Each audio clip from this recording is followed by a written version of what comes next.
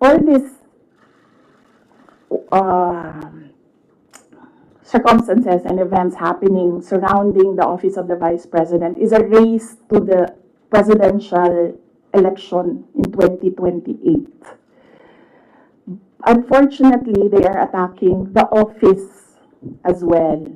So, dyan ako medyo, and the personnel of the office of the Vice President. So, dyan ako medyo pumapalag.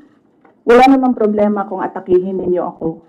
Kasi politiko naman talaga ako. Pero may problema ako pag inatake yung opisina at yung mga kasamahan ko dito sa opisina ng pangalawang Pangulo na nagtatrabaho lang. Okay. Yes. For the office of the Vice President, it's not the first time that the office was granted confidential funds. During the time of Vice President Binay, the office was already given confidential funds. The confidential funds we use in relation to our work and national security. All the projects and the programs of the Office of the Vice President target poverty alleviation. There is a direct correlation between poverty and national security. So what we do is we want to target the areas where we put our projects so that we achieve peace and order, security. So we don't want to our projects put in areas where it is not needed for poverty alleviation. So we want to prioritize the areas. And the only way to do that is to use confidential funds to purchase information. So where are the target areas? We need that so that our projects will serve these areas. So that's why we needed the confidential funds. In the Department of Education, there is a correlation as well of the education and national security. In fact, that is one of there is a correlation as well of education and national security. There are so many threats to education, not just insurgency, and threats to Department of Education personnel and students as well. And we wanted to target projects of the Department of Education as well in the most vulnerable areas and schools. That is why we needed confidential funds. It's all about national security. And the position of the Office of the Vice President and the Department of Education is that national security is a holistic concept. It's not just one, like territorial defense, sovereignty. No, national security is about food security. It's about quality of education. It's about poverty alleviation and everything else that we need to do as a country to get us out of this poverty rut. But you are in the NTF-L so are yes or no? Nakalimutan ko yung sagot ko. Sandali. I cannot explain confidential funds because it will entail explaining intelligence operations. And there is a law that prohibits officials who gathered information because of their office to divulge it in public.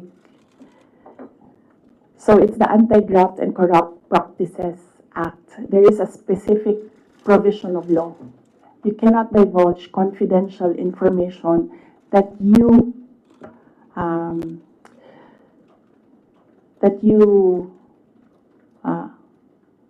received while in office. So you won't even say these are No, that's because that will add to cases that may be filed against me.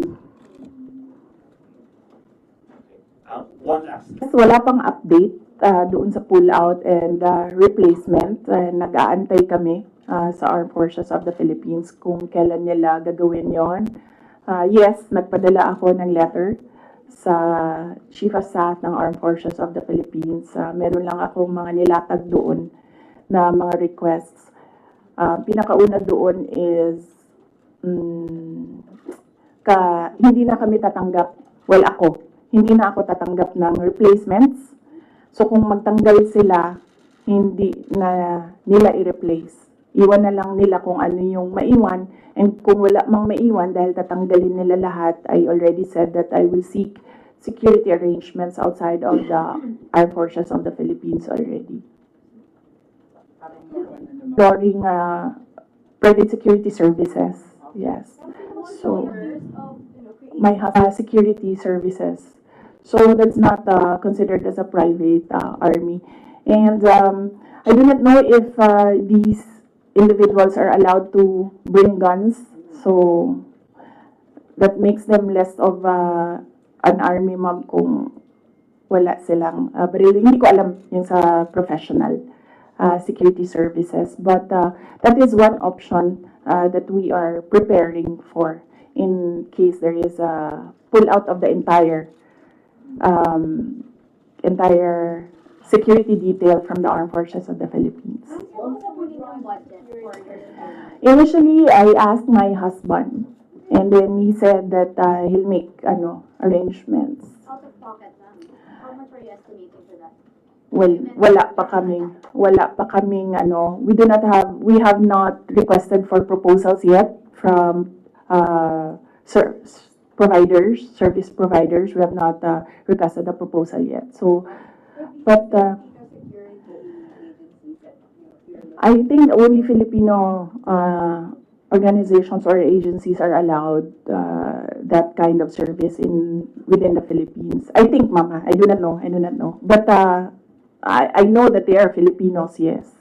Do you feel secure? No, I don't. Children? No, ma'am. No. But,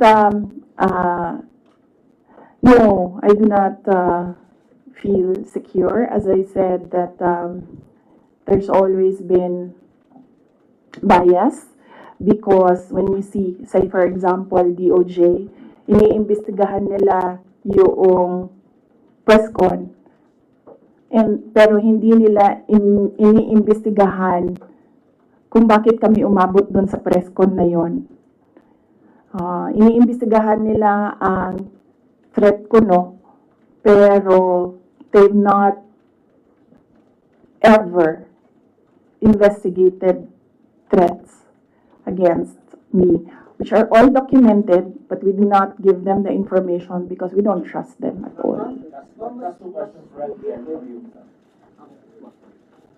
Ma'am, kasi sabi